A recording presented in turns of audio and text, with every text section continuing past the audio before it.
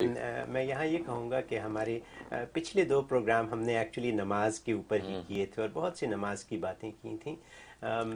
तो जाहिर बात है मेरी लोगों से मेल जोल भी होता है और फेसबुक हमारा जो है ये बड़ा एक्टिव रहता है। सही, तो इस फेसबुक पर ही नमाज के सिलसिले में ही सवाल आ गया, क्योंकि अभी आपने नमाज ही की बात की, तो नमाज के सिलसिले में एक सवाल आया और वो सवाल ये है कि मुफ्ती साहब ये फरमाइए कि नमाज के वक्त इंसान की नज़र कहाँ होनी चाहिए, ख़ास तौर पे क़याम में, रुकू में और सजदा में। तो इसका भी तरीक़ा जानने की अगर सही तरकीब आप हमें बता सकें। बहुत अच्छा। वो आपकी उसी सवाल पर है कि आपने कहा ना कि हर नमाज की तासीर अलग अलग है।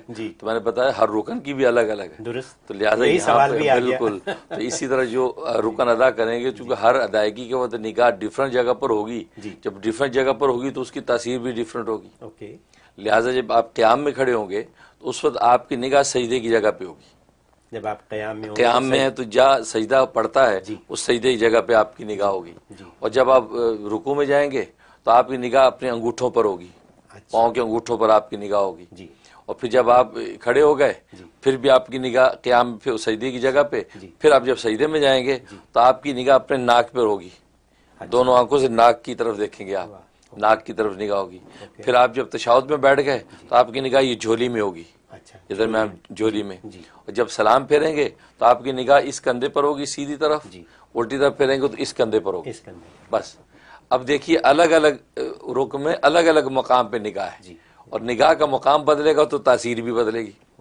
तो इसलिए इस अंदाज से जब करेगा उससे यकसुई भी होगी और उससे इंसान की निगाह इधर भटकेगी नहीं। लिहाजा जब हाथ बांध के खड़ा तो वहाँ निगाह है, फिर रुकू में गया तो अंगूठों पर निगाह है, सजदे में गया तो अपनी नाक पर निगाह है, तशहुद में बैठा तो झोली में निगाह है, सलाम फेरा तो अपने सीधे और उल्टे कंधे पर निगाह है। इस तरीके से अदा करना। तो ये फरमाइए कि मैंने देखा है कि बहुत से लोग नमाज पढ़ते हुए आंखें बिल्कुल बंद रखते हैं। शायद उनको इसमें ज़्यादा आसानी होती है नमाज पढ़ने में, या बेहतर तरीके से पढ़ सकते हो, या हो सकता है नमाज पढ़ के वो किसी तरीके से अल्लाह मियाँ को देखने की कोशिश में हो। तो क्या ये भी जायज़ है या नहीं? ये भी अच्छा सवाल है, क्योंकि आमतौर पर लोगों को पेश आता है। उसमें असल में ऐसा है कि मुस्तकिल नमाज में आंखें बंद करने से तो मना किया है, क्योंकि मुसलसल आप आंखें बंद रखेंगे तो गफलत और नींद का जो है झोंका आने का अंदेशा है।